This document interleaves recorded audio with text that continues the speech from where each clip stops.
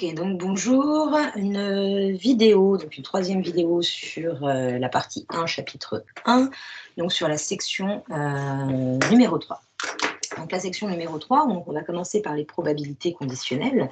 Donc pour bien comprendre les probabilités conditionnelles, donc on va juste prendre un petit exemple.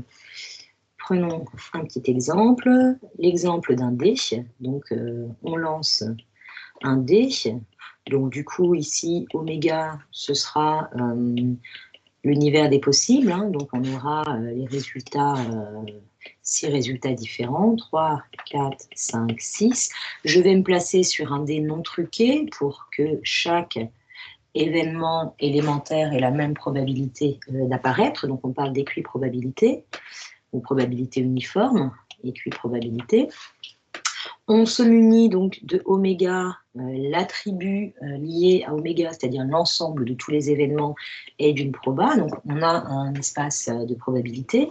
Dessus, prenons deux événements. L'événement A, ce sont le résultat est pair, donc 2, 4, 6.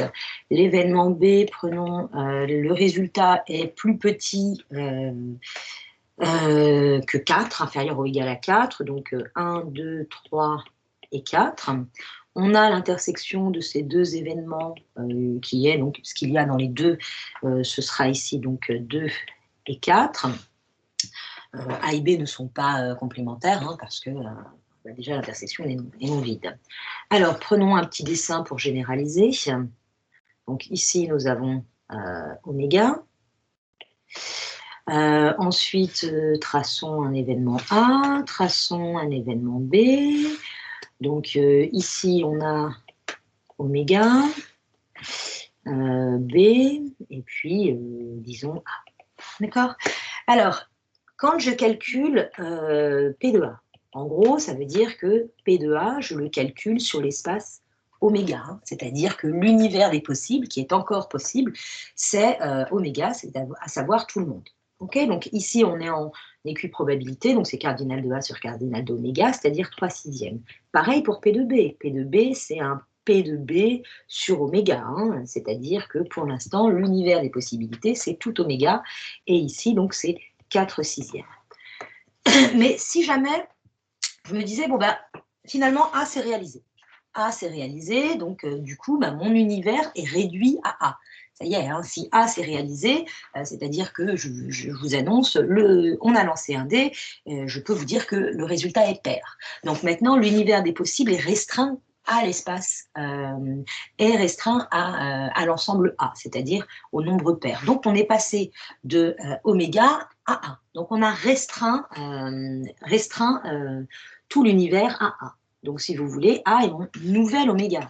Donc, du coup, si je calcule la probabilité de B maintenant, sachant que A est réalisé, on le note comme ça, sachant, c'est un peu comme calculer la probabilité de B sur maintenant un nouvel univers qui est A. Donc ici, si j'utilise la règle, bah, mon nouvel univers, cette fois-ci, donc c'est A, donc je diviserai donc par cardinal, donc c'est cardinal des cas favorables sur cardinal des cas possibles. Donc maintenant, le cas possible, c'est A, donc ce sera cardinal de A, et les cas favorables, bah, c'est ce qu'il y a dans B, mais inclus dans A, c'est-à-dire A inter B, donc c'est cardinal de A inter B. Donc, on voit bien ici que j'ai deux tiers. D'accord? Donc, j'ai deux chances sur 3. Une fois que A s'est réalisé, donc je suis dans l'espace 2, 4, 6. La probabilité que B se réalise, sachant que le résultat est pair, il ne reste plus que 2 possibilités, c'est-à-dire 2 et 4 sur les 3 possibilités que nous offre l'espace A. D'accord? Donc, si ensuite, ici, vous dites que c'est cardinal de A inter B sur cardinal de oméga, donc je multiplie et je divise par cardinal de oméga, ok, donc c'est bien égal, hein, tout ça. Bon, ben, la première quantité ici, ça c'est bien égal à P de A inter B, hein, sur l'espace oméga, divisé par la probabilité de A. Et c'est de là que vous vient donc cette formule, d'accord? P de A sachant B. Donc, vous avez la probabilité de B conditionnellement à A, sachant que A s'est réalisé, c'est la probabilité de l'intersection sur la probabilité de A. Et quand vous êtes dans des probabilités uniformes, vous pouvez passer donc, en cardinal en vous disant juste, bon, ben, j'ai changé d'univers, donc je me suis restreint à A. Mon univers des possibles est restreint à A. Donc ça, c'est une chose importante. Donc du coup, de là découle tout un tas de formules. Hein. Vous avez, bon, bah, si P de B sachant A, c'est égal à P de A inter B sur P de A. Alors pour savoir qui est en bas, bah, quand je fais sur P de A, conditionnellement à A, donc c'est divisé par P de A. Celle-ci vous donne que l'intersection est égale à P de B sachant A fois P de A. Mais étant donné que vous avez également dans l'autre sens la probabilité de A, sachant que cette fois-ci, c'est B qui s'est réalisé, donc c'est la probabilité de l'intersection toujours sur cette fois-ci P de B. Du coup, on a une autre formule pour l'intersection qui est celle-ci, c'est P de A sachant B fois P de B. Et du coup, bah, si vous prenez ces deux équations, bah, si P de A inter B est égal à P de B sachant A fois P de A, bah, c'est aussi égal à P de A sachant B fois P de B. D'accord? Et donc, du coup, vous pouvez passer d'une proba conditionnelle à une autre en passant de cette façon-là. D'accord? Et là, on voit bien que ce qu'il y a au-dessus, hein, ici, c'est celle-ci, c'est bien la probabilité de l'intersection. Donc, je retrouve bien ma formule initiale hein, de la probabilité conditionnelle. Cette formule-là, c'est ce qu'on appelle la formule de Bayes. C'est la formule de Bayes avec un nombre d'événements petits, si vous voulez. D'accord? On peut généraliser cette formule et on va le faire. Mais revenons d'abord sur quelques petites propriétés, hein, quelques petites propriétés sur les probabilités conditionnelles. Donc, quelques propriétés. La première, bon, bah, c'est qu'une probabilité conditionnelle, bah, alors déjà, il faut que P de A soit différent de 0 pour qu'on puisse calculer la probabilité de B sachant A1. Parce que ça, c'est la probabilité de B inter A. Je ne l'ai pas précisé à chaque fois, mais ça me paraît évident qu'on ne divise pas par 0. Hein. En tout cas, du coup, vous savez que cette proba-là est toujours comprise entre 0 et 1, hein, ça reste une proba, ça c'est bien évident. Maintenant, la probabilité que donc A s'est réalisé, ça y est, et je cherche la probabilité de oméga, bon, bah, la probabilité de oméga inter A, c'est la probabilité de A, bon, cette proba, elle fait toujours 1, hein, il n'y a pas de souci là-dessus. Maintenant, si vous prenez un système, une suite d'événements, si vous prenez B1, BN, des événements qui sont 2 à 2 disjoints, d'accord? Donc 2 à 2 disjoints, donc je vous rappelle ce que ça veut dire. 2 à 2 disjoints, ça veut dire que pour tout i différent de j, BI inter BJ égale à l'espace vide. Donc dans ces cas-là, vous vous rappelez ce que c'était que la sigma additivité. La sigma additivité, elle vous disait que si vous prenez l'union des BI, i allant de 1 à n, bah, comme les événements étaient disjoints, je faisais juste la somme. Hein. Je disais que c'était la somme sur i égale 1 à n de la probabilité de BI. Et bien maintenant, si vous faites ça conditionnellement à A, c'est-à-dire en gros, vous avez restreint votre univers à A, vous avez la même formule. Hein. Ce qu'il vous donne, du coup, c'est que c'est la probabilité sur i allant de 1 à n des BI, conditionnellement à l'espace A, c'est égal à la somme sur i égale 1 à n, la probabilité des BI restreint à A. Si vous voulez, le conditionnellement à A, ça veut juste dire que vous avez réduit votre univers. Donc, il ne faudra pas y toucher. Donc, ça, c'est celle-ci. Revenons à une autre propriété importante. Avant ça, je vais d'abord vous donner une petite définition très importante, c'est ce qu'on appelle un système complet d'événements. Vous saviez déjà ce que c'était qu'une partition, d'accord? Vous saviez qu'une partition, c'était donc une partition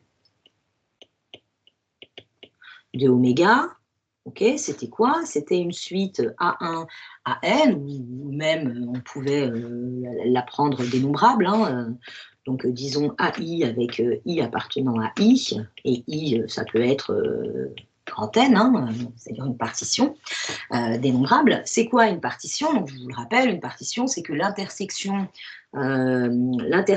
des AI de Z2 est disjointe, hein, pour tout I différent de J.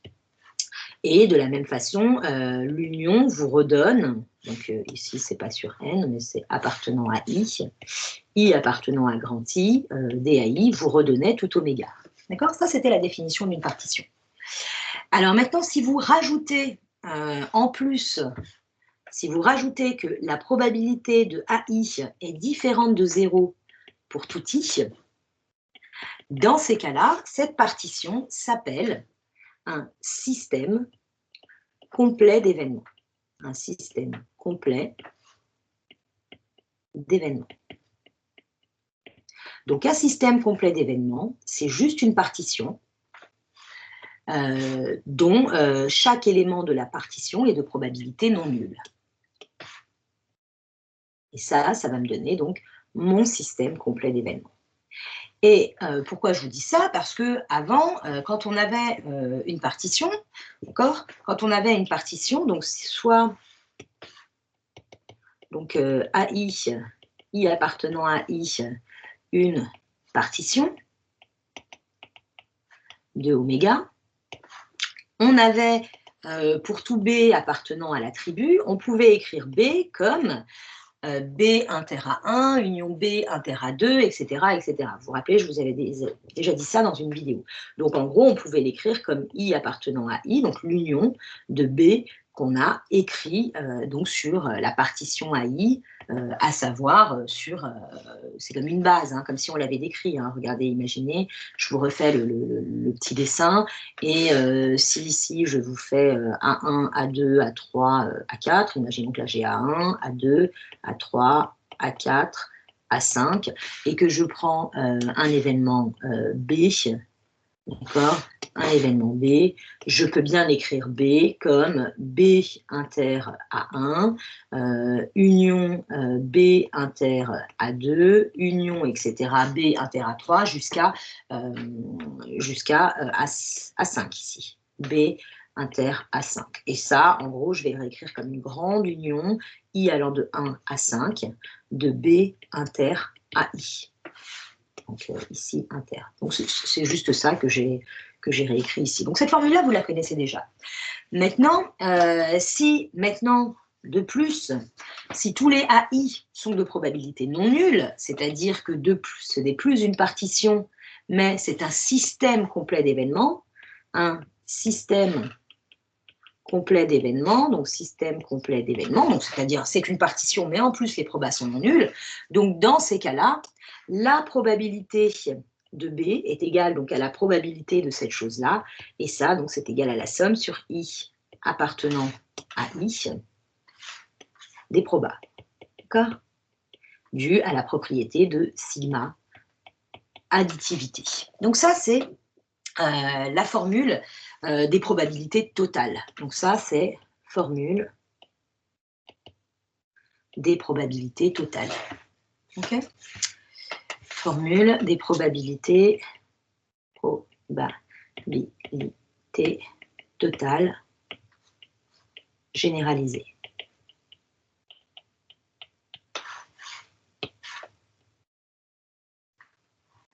Ok, alors peut-être que je vais me mettre un peu plus proche de là. Donc ça, c'est mon exemple. Je vais le mettre là. Et puis ça, je vais l'encadrer. Ok. Et donc, du coup, ça, si je le réécris proprement, dans mon exemple ici, ça, c'était B. Donc, je disais que B peut être écrit comme A1 inter, je vais commencer par B, ce sera plus propre, B inter A1, union B inter A2, etc., union B inter A5 dans mon exemple, qu'on peut renoter comme l'union de I allant de 1 à 5, de B inter à I, et du coup, la probabilité, si P de AI est différent de 0 pour tout I, donc si toutes mes probas, je peux écrire que P de B est égal à la somme sur I allant de 1 à 5 de ces probas-là. Donc en gros, je peux écrire les probas sur une partition, sur un système complet d'événements. Ça, c'est une propriété extrêmement importante, d'accord, sur laquelle il faut bien comprendre. Ensuite, du coup, vous pouvez généraliser la formule de Bayes qu'on a vue tout à l'heure, hein, c'était celle-ci, la formule de Bayes. Formule de Bayes, on peut la généraliser un petit peu plus. Donc, imaginons, donc je vais écrire formule de Bayes de façon plus générale. Donc, on va prendre, là encore, un système complet d'événements. Donc, on va prendre AI, I appartient à I, un système complet d'événements. Donc, j'avais dit que je le notais système complet d'événements. Donc, du coup, ce qu'on peut savoir, d'après ce qu'on a écrit tout à l'heure, on sait que la probabilité de B, bien entendu, peut s'écrire comme la somme sur I allant de 1 à N des probabilités donc, de B inter à I, ça on l'a toujours, mais maintenant, quelle est la probabilité, par exemple, de AI conditionnellement à B? Donc on la pense dans l'autre sens. Ça, réfléchissez à ce que ça veut dire. Ça veut dire la probabilité de AI inter B, par définition, sur la probabilité de B. On sait que la probabilité de AI inter B, vous avez également l'autre formule, c'est égal à, je peux le passer dans l'autre sens, c'est-à-dire à la probabilité de B conditionnellement à AI fois la probabilité de AI, okay, sur P de B. En effet, hein, vous savez que P de B conditionnellement à AI, c'est égal à P de AI inter B sur P de AI. Conclusion, P de AI inter B, c'est bien égal à P de B conditionnellement à AI fois P de AI. Donc c'est par là que j'ai remplacé cette chose-là est égale à celle-ci, grâce à cette formule-là. Maintenant, P de B, P de B, je vais le remplacer par ce que je viens d'écrire ici, tout simplement. Donc, c'est égal à la somme sur I allant de 1 à N, P de B inter à I. Ça, c'est le petit truc jaune qui me le donne. On n'a pas fini, on peut écrire ça en réutilisant encore le bleu à l'intérieur. Ça va me donner quoi? Donc, si je, hop, redimensionner. Si j'écris encore, donc ce qui est en haut, je le garde, donc P de B conditionnellement à I fois P de AI. En dessous, donc je garde ma somme, I allant de 1 à N. Et maintenant, ici, qu'est-ce que j'ai? J'ai la probabilité de B inter AI, c'est-à-dire que je vais réutiliser encore une fois cette chose-là. Donc, c'est égal à la probabilité de B conditionnellement à AI fois P de AI. Et ça, c'est ce qu'on appelle donc la formule de Bayes, donc la plus généralisée à un système complet d'événements. D'accord? Donc, on a, je vais l'encadrer de cette façon-là. Ensuite, il y a des petites formules que je ne vous ai pas forcément données sur les probabilités complémentaires, mais dans les propriétés, il y en avait une quand même qui était importante, que j'ai juste zappé un peu, c'est si je calcule la probabilité de B complémentaire, vous savez que ça c'est égal à 1 moins la probabilité de B en général, et si je fais conditionnellement à A, vous avez vu, j'ai juste changé l'espace, je retrouve la même formule, c'est-à-dire que la probabilité de B complémentaire conditionnellement à A, c'est égal à 1 moins P de B conditionnellement à A. On ne change pas à 1, il n'y a pas de complémentaire sur A. C'était la dernière chose que je devais vous mettre. Pour finir cette vidéo, passons à l'indépendance, d'accord? Donc passons à l'indépendance. L'indépendance, dépendance. Donc, on dira que donc j'ai A Donc j'ai A et B, donc deux événements de l'attribut. Donc j'ai toujours, bien entendu, oméga AP. A et B, donc deux événements de l'attribut, sont indépendants. Donc indépendants. Et on note, alors comment on note mathématiquement? Et on note A indépendant de B. Si et seulement si, eh ben, ça veut dire quoi? C'est la probabilité de A inter B est égale à la probabilité de A fois la probabilité de B, ou une autre façon de voir l'indépendance, et on va voir pourquoi, c'est que la probabilité de A conditionnellement à B est égale à la probabilité de A. Puis ça marche également dans l'autre sens, que la probabilité de B conditionnellement à A est égale à P de B. Partons de l'une des deux dernières, ok, très simplement. Si A est indépendant de B, ça veut dire que la réalisation de l'un n'a aucun impact sur la réalisation de l'autre. Ça veut dire que si je prends P de A conditionnellement à B, c'est-à-dire que ça y est, B est réalisé, je calcule la probabilité de A, ben normalement c'est toujours la probabilité de A, c'est-à-dire entière sur oméga, vu qu'il n'y a pas eu d'impact sur la réalisation de A. Et de la même façon, P de B conditionnellement à A, qui est égal à la base à P de A B, eh ben, ça ne change pas, ça sera toujours P de B. Alors, regardons nos formules, qu'est-ce que ça veut dire? P de A conditionnellement à B, normalement, c'est P de A inter B sur P de B. Et ça doit toujours être égal à P de A. Et ben, si je fais passer ça de l'autre côté, je me retrouve avec P de A inter B est égal à P de A fois P de B. Pareil, de ce côté-là, si je développe ma formule, ça fait P de A inter B sur P de A, et ça, c'est censé être égal à P de B. Donc, si je passe ça de l'autre côté, j'obtiens également cette formule. Donc, je réobtiens la même. Donc, c'est vraiment ça. On ne peut pas dessiner l'indépendance, on est d'accord? Parce que c'est un peu comme si les deux choses vivaient dans des univers un peu parallèles, même si c'est le même, d'accord? Mais il est clair que deux événements qui sont incompatibles ne sont pas indépendants, parce que s'ils sont incompatibles, ça veut dire que dès que un s'est réalisé, l'autre ne peut pas se réaliser. Donc il y a eu un impact. Et l'indépendance, c'est la réalisation de l'un n'a aucun impact sur la réalisation de l'autre. Et ça, c'est important. De la même façon, s'ils sont compatibles aussi, ça ne fonctionne pas. D'accord?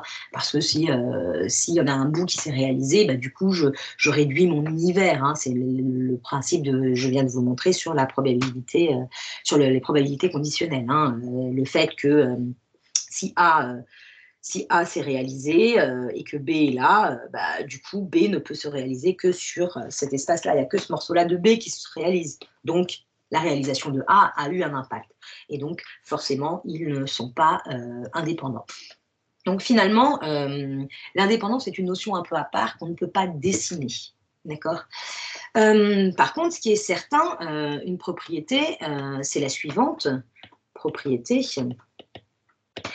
c'est si j'ai A et j'ai A complémentaire, j'ai B et j'ai B complémentaire, bah, dans ces cas-là, si A est indépendant de B, ok, eh ben, ce couple-là, si vous voulez, est indépendant de ce couple-là.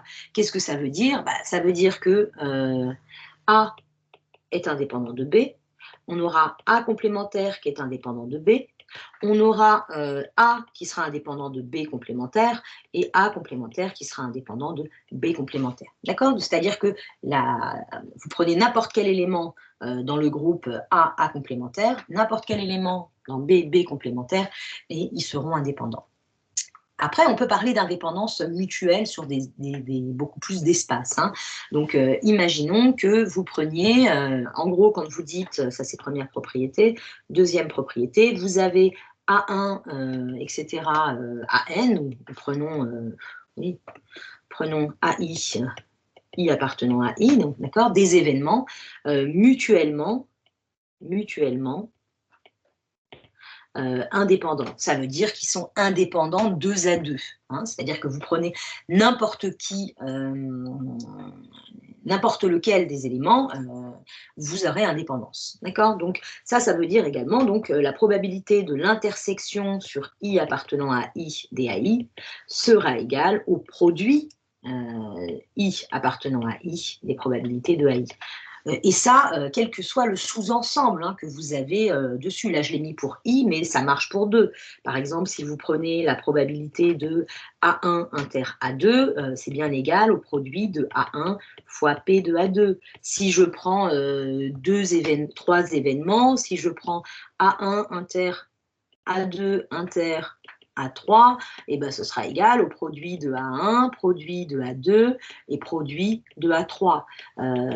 Et ça se note produit. Ça, c'est produit. C'est un peu comme le somme, l'union. Je fais un produit de 1 à 3 ici, de ces probas-là. D'accord? Et ça, c'est exactement ce que ça veut dire. Et voilà, qui finit donc la vidéo sur la section